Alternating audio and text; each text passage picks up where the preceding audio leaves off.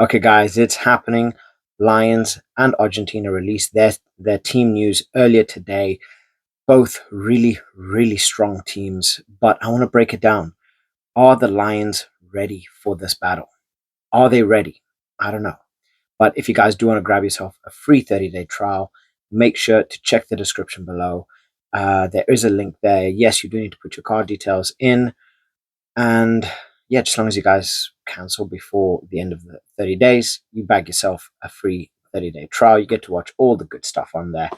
But let's break it down. So, do the Lions have enough to beat a team like Argentina, who is very well drilled? They're very strong. They have key players like Julian Montoya that are just monsters. But the big difference is they are they've played with each other for a very long time, so they know each other very, very well. Will the Lions have enough quality to overcome that consistency? I don't know. Let's break it down. So um, let's start up front. The forwards. This is where the battle is really, really going to get brutal, because you talking about Vivas, you talking about Montoya, you're talking about Sclavi. They are all scrummaging specialists, all of them. And honestly, Montoya is the heartbeat of this team. He works so hard. He literally gives everything, absolutely everything for this team. So I don't know. This is tough because even with the Lions, they have Genge, Cowan, Dickey, and Bielam, who Bielam just got brought in to the squad, and Genge brings fire. He brings that warrior mentality. Cowan Dickey, he brings that aggression at the breakdown, and Bielam, he's just Bielam. The guy's fearless. You know he's going to be headfirst into everything. So I don't know. Will they be able to match the cohesion of those Argentinian forwards, that forward pack? I don't know. I don't know. Honestly, I'm giving the slight edge to Argentina in this battle, especially when it comes down to scrums. I'm giving Argentina the slightest edge. Second row, Rubiolo and Molina. They are good. They are very promising. Are they at the elite level that Maro Itoje and Ty Burn are? They're not even in the same universe, in my opinion.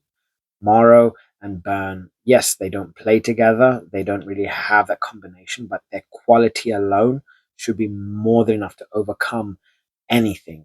So you know they're going to be deadly when it comes to lineups. And honestly, I am just expecting pure domination. I think their quality and their experience is going to shine through. And yeah, this one for me is a straight blowout. Lions all the way.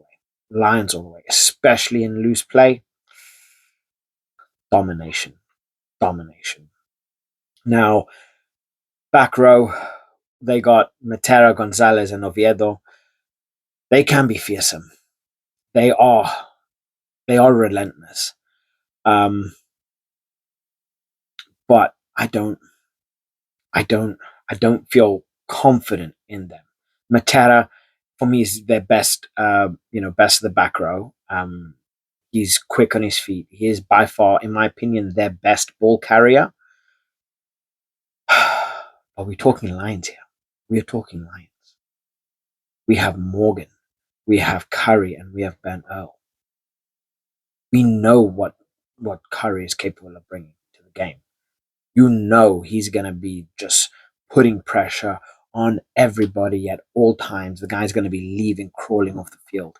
He's going to give 101%. You know Jack Morgan, he's going to be fighting for everything at the breakdown. He's going to be running so hard, getting those big hits, making big tackles as well. The shining light of Wales rugby, and quite possibly their only like elite level player that I can honestly say out of everybody in the Six Nations, he's the only player that actually performed. I actually think he made it into my team of the season as well. Jack Morgan, he can make it into any Northern Hemisphere side, in my opinion. So yeah, and then Ben Earl, the guy, he can be such a revelation at times. When he's on his game, he's damn near enough impossible to stop. So I'm giving this to the Lions once again. That balance, that speed, that ferocity, I got to give it to the Lions. Not by a big amount, not by a small amount either. Goldilocks, just right, good amount. But for me, Lions, they take this one. Now we scrum off. Gonzalo Garcia versus Alex Mitchell. Garcia, he is very talented. He moves the ball quick. And I might be a little bit biased, but the rate that Alex Mitchell moves that ball, that tempo, the speed that he's able to work at, his attention to detail is he, for me, it's Mitchell. I might get a lot of hate. Honestly, if Gibson Park was playing, he would probably be here above Mitchell. But with the two, I'm giving it to Mitchell. I think Mitchell is going to keep such a pace, and he's going to keep that ball in rotation, and he's going to keep that ball going so quick. He's going to be very hard to control. He's going to be very hard to pressure, right, before he gets that ball out. And then you have the back row, which is just going to be destroying. At any point in the ruck, you know that these lines are going to come flying in, right? So that's just going to add him that little bit of extra space, a little bit of extra time to then work out the ball. So this one, I think Mitchell's tempo and the pace that he's going to be able to keep through the game is going to give him the slight edge over Garcia. So I'm going Mitchell in this one. Fly half, Albert. I always get this guy's name wrong. Albert Albornoz, Albornoz, and Finn Smith. Honestly, I feel Albornoz is very, very underrated. He is very underrated. His kicking game is sublime. But Finn can sometimes be at another level. We saw how he played in this for the Saints, especially in the Champions Cup. The performances that he put in the Six Nations, which is why I truly feel that he got the call up over Finn and over Marcus. But honestly, now that I think about it, Finn Russell, he played in Bath with the final, so this could potentially just be Finn Smith getting a chance because Finn Russell played in the cup final. So um, again, I don't know. I am undecided on this one. I'm leaning more towards Finn, but Albornoz is just he is scary when you give him time.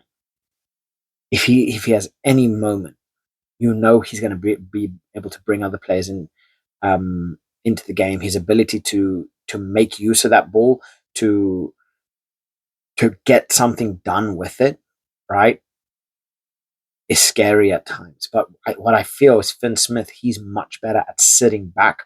He will work himself into, he will sit in that pocket, and he's going to be able to bring all the other players into play. And I think that could potentially be the decider. That ability to remain calm, that ability to work the ball, to be able to see players like Van der Merwe and Tommy Freeman using that up and under. I can't see them kicking far. This is going to be high balls. They're going to be using that pace, that strength, that Van der Merwe and that Tommy Freeman is going to be bringing to the game to their advantage, working the ruck ball when you have the monsters that you have. I think Finn Smith, that brain, that rugby brain that he has, is going to give him the slightest edge on Albanov. So I feel the Lions take this, both scrum and fly half. The kicking game, the tempo, I'm giving that to them. Now midfield. Picardo, Tinti, again, exciting talents. And Cinti, he's the kind of player that can really break open a game. Are we talking Aki and Tui Palutu? Aki and Tui Palutu. Honestly, I think this is probably going to be the only game that we're actually going to be able to get to see Aki and Tui Palutu play together. But that ball carrying ability, that pure power, that Sione is just ridiculous.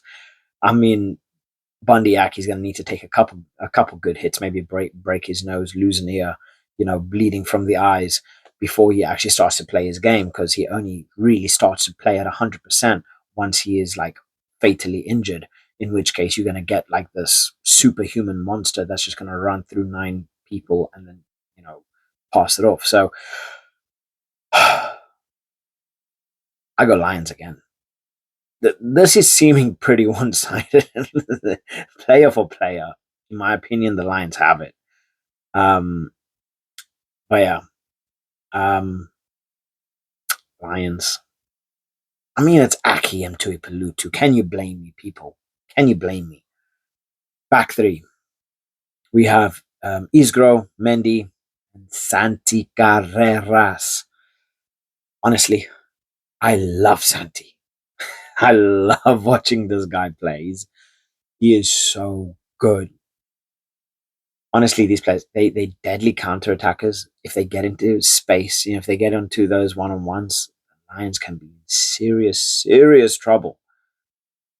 But Van der Merwe, Tommy Freeman, and Marcus Smith, they have a little bit of flair, they have a little bit of physicality, they have a little bit of creativity, that lovely little mix of everything you could want in a back. I don't know. I don't know. I'm pretty certain we're going to be seeing a high ball game, a lot of kicking involved, using Tommy Freeman and Van der Merwe's kicking ability in the air. Marcus Smith, he's very much the kind of player which he likes to get things done, which is why, honestly, I think he probably fits in at a 15 better than what he would at a 10 in this kind of role, in this kind of system that I have a feeling Farrell's going to look at playing, because I feel Finn Smith is a much better kicker than Marcus. But what Marcus likes to do is, instead of necessarily bringing others into the game, he's more likely to want to get something done. He will instead of waiting or finding option B, he goes he will run with the ball. He will try to make something happen and then pass it off, which I think would fit him better at the 15, right? But I am split. I cannot actually give a decision on this, because Isgro and Mendy as well are scary. They are scary ball carriers, and they will happily break ankles. And Carreras, his ability to control a game and dominate is scary as well. He's got that experience. He can make things happen by himself. That scares me. That really, really scares me. But I do feel whichever side plays better in broken play will come out on top between these. But I'm going even. I can't choose between the two. We're looking at the bench. Obviously, the bench matters. The bench is everything in games nowadays. That ability to bring on your players on the 60th, 50th minute, and completely change a game.